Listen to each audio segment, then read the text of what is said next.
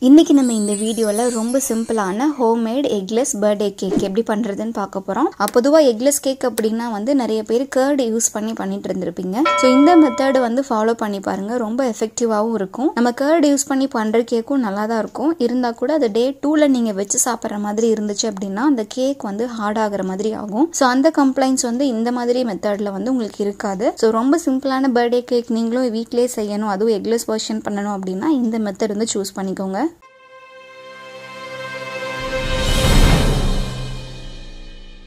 First ஒரு mixing Pavul எடுத்துக்கோங்க. அதிலே வந்து சலடை ஒன்று வச்சுக்கிட்டு அதிலே 1 கப் அளவுக்கு மைதா மாவு ஆட் பண்ணணும். அது கூட 1 டீஸ்பூன் அளவுக்கு பேக்கிங் பவுடர், ஒரு 1/8 டீஸ்பூன் அளவுக்கு பேக்கிங் சோடா, அதாவது 1/4 டீஸ்பூன்ல வந்து பாதி அளவுக்கு நீங்க எடுத்துக்கிட்டா போதும். அடுத்து இது கூட வந்து நல்ல ஒரு சூப்பரான ஒரு ஃப்ளேவருக்காக வெனிலா பவுடர் வந்து நான் யூஸ் பண்ணிக்க போறேன். கரெக்டா ஒரு 1/4 டீஸ்பூன் வந்து மெஷர் பண்ணி எடுத்துக்கோங்க. அடுத்து இது கூட பிஞ்ச் ஆஃப் சால்ட், இது எல்லாத்தையும் வந்து நல்லா கம்ப்ளீட்டா வந்து சேவ் பண்ணி எடுத்துக்கணும்.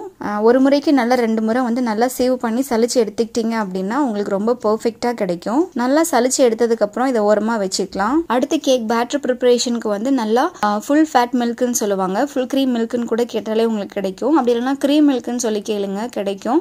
இதை ஃபுல்லாவே வந்து ஒரு பாத்திரத்தில் ஆட் பண்ணி நல்லா கொதிக்க வச்சு எடுத்துக்கோங்க. நல்லா காய்ச்சிடணும், தண்ணி எதுவும் ஆட் பண்ண வேண்டாம். ஒன்ஸ் காய்ச்சி முடிச்சதுக்கு அப்புறம் நல்லா வந்து ஆற வச்சு எடுத்துக்கோங்க. ரூம் டெம்பரேச்சர்ல உள்ள மாதிரி இருக்கணும். ரொம்ப சூடாவோ இல்ல வார்மாவோ இருக்கக்கூடாது. கம்ப்ளீட்டா ரூம் டெம்பரேச்சர் சேஞ்ச் பண்ணிக்கோங்க. அதுல இருந்து கரெக்டா ஒரு 1/2 கப் அளவுக்கு மெஷர் பண்ணி எடுத்துக்கணும். இப்போ அந்த 1/2 கப் பால் கூட ஒரு 1/2 டீஸ்பூன் அளவுக்கு வினிகர் வந்து நீங்க ஆட் பண்ணிக்கணும். ஆட் பண்ணிட்டு அதை லைட்டா வந்து மிக்ஸ் பண்ணி விடுங்க. மிக்ஸ் பண்ணி விடும்போது அந்த பால் பார்த்தீங்கன்னா நல்லா ஒரு கர்டல் ஆகி பட்டர் மில்கா சேஞ்ச் ஆகும். ஸோ இது நல்லா ஒரு ஃப்ரெஷ்ஷான பட்டர் மில்கா கிடைக்கும். ஸோ இதுதான் நல்லா சுத்தமான கேக்குக்கு யூஸ் பண்ற பட்டர் மில்க். அடுத்து இது கூடயே பார்த்தீங்கன்னா கரெக்டா ஒரு 1/2 கப் அளவுக்கு சுகர் வந்து ஆட் பண்ணிக்கணும்.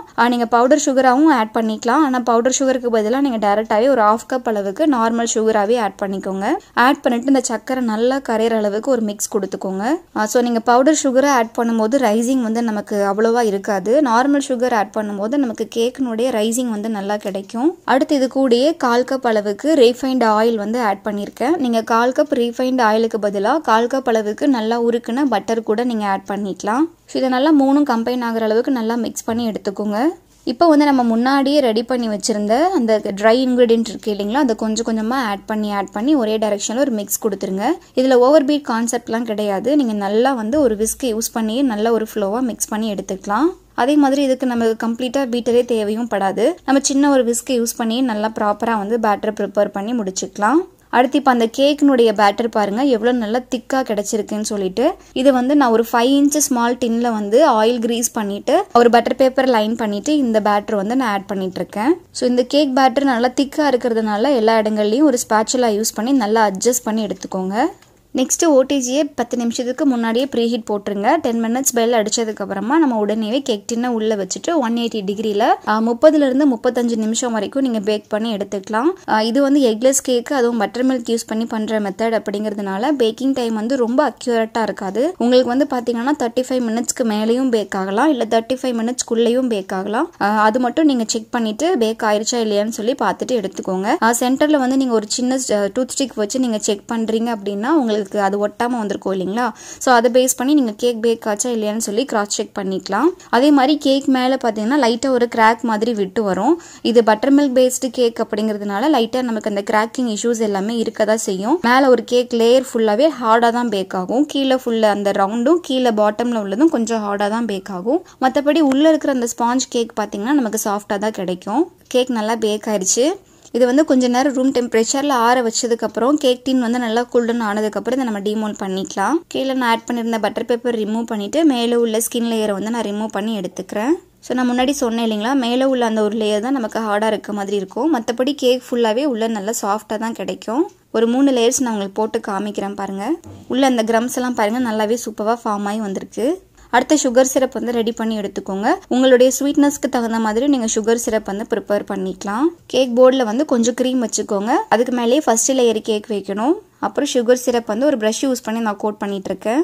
அப்புறம் கொஞ்சம் கொஞ்சமான அளவு வந்து ஃப்ரெஷ் க்ரீம் நீங்க எடுத்துக்கிட்டு மேலேயே ஐசிங் பண்ணிக்கலாம். இதுக்கு வந்து நான் நான் டேரி விப்பிங் க்ரீம் வந்து யூஸ் பண்ணியிருக்கேன். ஆல்ரெடி நம்ம சேனல்ல ஏகப்பட்ட க்ரீம் ரிலேட்டட் வீடியோஸ் எல்லாமே இருக்கும். நீங்க இந்த வீடியோக்கு புதுசா இருக்கீங்க அப்படின்னா அந்த வீடியோவில் நீங்க ரெஃபர் பண்ணி பார்த்துக்கலாம்.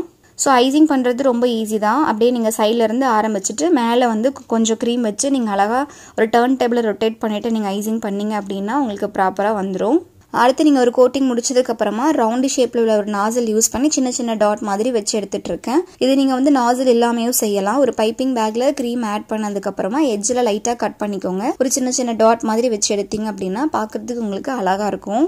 இது ரொம்ப சிம்பிளான ஒரு பர்த்டே கேக் அப்படிங்கிறதுனால பெருசாக நீங்கள் நாசில் ஒர்க்ஸ் எதுவும் பண்ணணும்னு கிடையாது. சின்ன டாட் வச்சாலே அது பார்க்குறதுக்கு ரொம்ப நீட்டான ஒரு ஃபினிஷிங்கில் வரும். நெக்ஸ்ட் நீங்கள் சைடில் கொஞ்சம் கேப் விட்டுட்டு அதிலே நீங்கள் உங்களுக்கு பிடிச்ச மாதிரி விஷஸ் வந்து நீங்கள் அழகாக எழுதிக்கலாம்.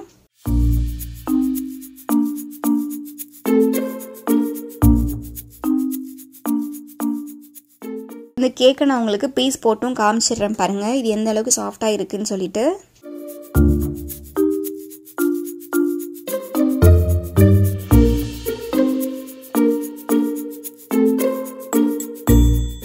இந்த வீடியோக்கு நீங்கள் புதுசாக இருக்கீங்கன்னா பேக்கிங் ரிலேட்டட் வீடியோஸ் எல்லாமே நாங்கள் நிறைய போட்டுட்ருக்கோம். எங்களுடைய ஐடியாவையும் நாங்கள் ஷேர் பண்ணிகிட்ருக்கோம். உங்களுக்கு இது யூஸ்ஃபுல்லாக இருந்தது அப்படின்னா நம்ம சேனலை வந்து சப்ஸ்கிரைப் பண்ணி வச்சுக்கோங்க. எனக்கும் நம்ம சேனலுக்கும் எப்பயுமே சப்போர்ட் பண்ணிகிட்ருக்கவங்க எல்லாருக்குமே தேங்க்யூ ஸோ மச்.